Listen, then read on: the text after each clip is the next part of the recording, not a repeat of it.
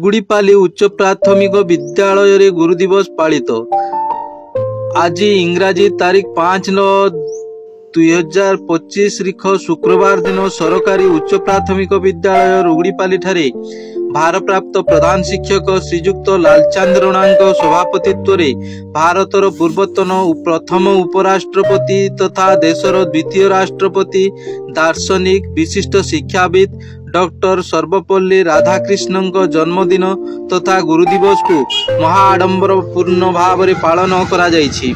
सर्वप्रथमे doctor Sarvepalli Radhakrishnan photo रे पुष्पमाल्य अर्पण पूर्वक दीप प्रज्वलन करी कार्यक्रम को आरंभ करागला। परे छात्र छात्री मानक द्वारा विभिन्न सांस्कृतिक कार्यक्रम परिवेषण करी गुरु पूजन कार्यक्रम करागला। यही कार्यक्रम रे विद्यालयर शिक्षक श्री दोलगोविंद पंडा, श्री वीरेंद्र बरिहा, श्री मुकेश रंजन प्रधान और विद्यालयर समस्त छात्र छात्री तथा पूर्वतन छात्र छात्री उपस्थित रही कार्यक्रम संपादन करथिले।